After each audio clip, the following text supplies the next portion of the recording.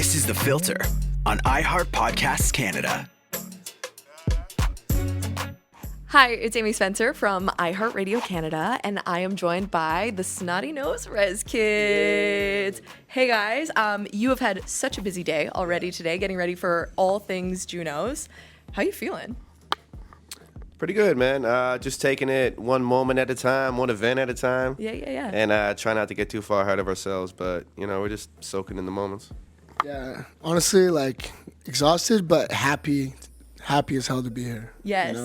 This is the moment that, we've been looking forward to all year, so. Amazing. Well, I wanted to talk to you guys because you're originally from Kitimat Village, right? Yeah. I grew up in Terrace. Okay. So I was like, oh, hey guys, what's up? You know how many people I've met, just this week that are from Terrace? It's crazy. Yeah, we all came down for the JUNOs to watch you. Yeah, there you go. So what does that mean to be from Kitimat Village and then now all the way up here, the JUNOs performing at the JUNOs? That's huge.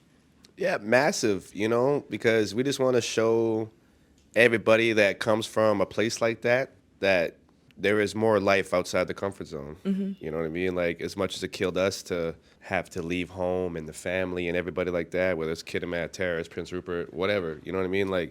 It begins outside the comfort zone, and that was the biggest thing for us to kick. And once we kicked that, the sky was the limit.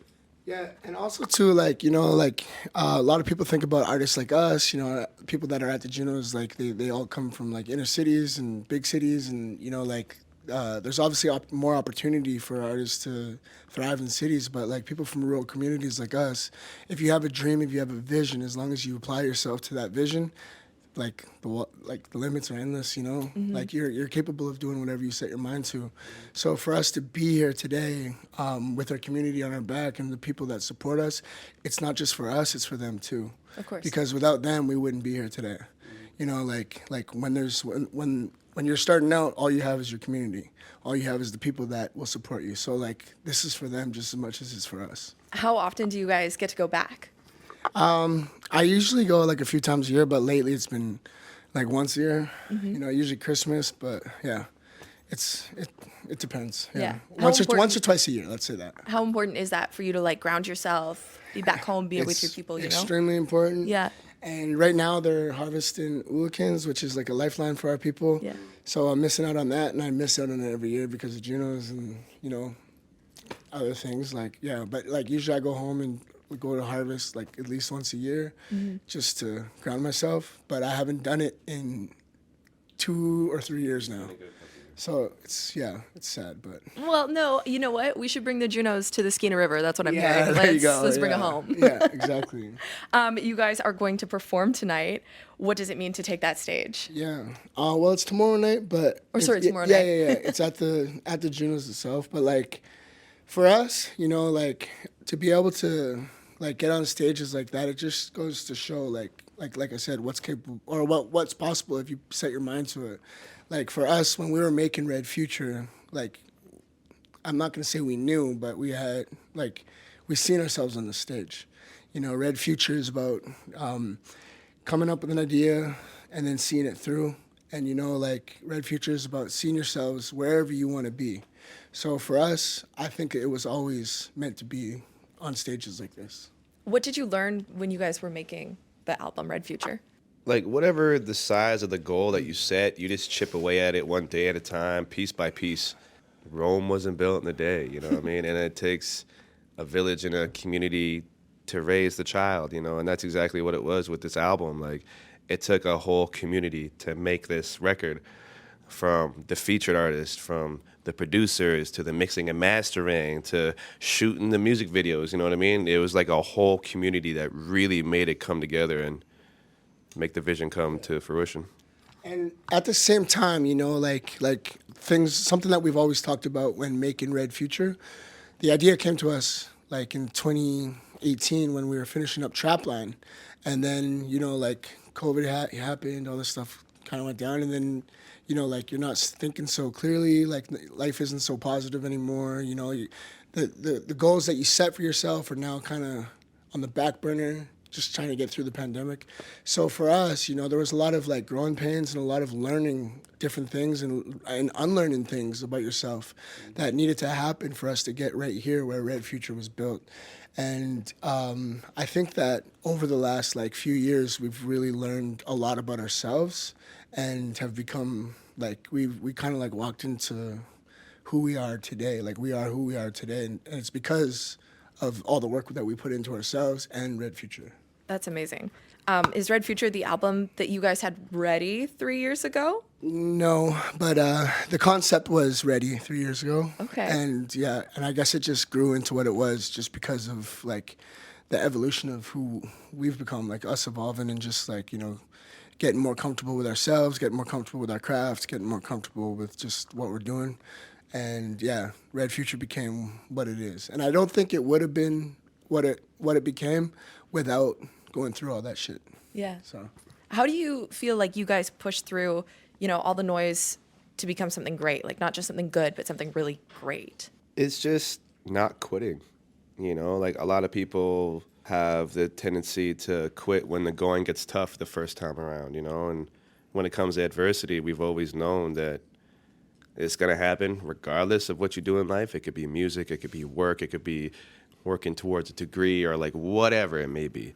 You're going to face some adversity, and you're not defined by your losses, you're defined by how you bounce back from those adversities. And that's exactly what we've always done from every album, from every song, and it shows. Mm-hmm. You know what I mean? It may not happen today, it may not happen tomorrow, it may not happen a couple weeks, months, years, but eventually it's going to happen. And, we've always believed in each other as much as we believe in ourselves, and, you hear it, you feel it in Red Future. And I think another thing too is like carrying yourself with like what you think that like your parents carried themselves with. Like for us, it's always about moving forward and leaving an imprint for the next generation to kind of come in your footprints and make it bigger. You know what I mean? Like I want people to look at me and D and just be like, I want to be like that, or leave something behind where people can where it can help people take their craft to the next level. Like I gotta say this, like Maestro Fresh West once said, we were at a show of his in London at the JUNOs when it was in London actually. And one thing that he said that always stuck with me was don't make records, make history. Mm. And for me, like it was at a point where we were kind of looking at numbers and being like, what are we doing wrong here? But then understanding that it does take patience, it does take growth, it does take, developing a fan base and just having patience with yourself and everybody else around you, because although that we are living in a fast-paced world, art is not fast. You know what I mean? Growth does not happen overnight. So for us, we had to realize that before we could become great or what we are today. We had to understand that you have to have patience with yourself and don't think that anything's gonna happen overnight. Totally. Speaking of art, the fits are an art. These are so amazing. How do you feel like fashion really impacts you guys as artists? Because you always have the best fits. Yeah. Yeah. I mean, yeah. Fashion is my passion. Since I was a kid, I've always been different. I've always dressed different and just been very I've always stuck out, and I just have an eye for what I like, and what I like is always so random and different. So this right here, this is Savage Kids. This is me and my homie Hugo. We're starting a company. We're launching in the fall sometime, hopefully October, and we're gonna be dropping clothes like this. Cool. Yeah. This is so cool. I wanted to know, did you guys ever have any other names? Did you go by other names other than SNRK? Yeah. There's originally a gang of us, just all the cousins. There was 5 of us. And we were so young. I was 12. And the name was the Village Villains. And yeah, I know, right? But man, we've gone through so many names, individually, until we finally landed on one. It's yeah, this is it. Yeah. But yeah, it happens with every artist, You ask the greatest and they have their own names before you know them, so. Yeah, bring it back. I love it. Yeah, Snotty Nose Rez Kids isn't far off, though. It's so good. It's amazing. Your guys' videos are also so creative and so fun. Who's behind that? I think we all are, for the most part, with the vision. You know, like up until the last album, this one, I think we come up with a concept, and then Sterling LaRose, like he kind of like brings it to life. So yeah, we just kind of come up with an idea together, and then he just builds it off of that. Like I don't know how his brain works, to be honest, but yeah, he always brings our vision to life. And yeah, we do have a lot of hands-on, but he is the mastermind behind the visuals. I love people like that where you're like, I have no idea how your brain works, but it's so cool. Yeah. And we have worked with like videographers in the past, like Trapline and all that. You know, like our visuals were always on point, but that's like just from us just being tedious and just being like nitpicky and just being just so hands-on. But with Sterling, you know, like you only have maybe like one revision versus 5, 6. You know, like, so he definitely gets it. You guys also shoot in like the coolest of locations. Yeah. Can we have a sneak peek? Do you have any other like cool locations up and coming that you're thinking of? No, we don't. not at the moment. We don't have any videos on the go.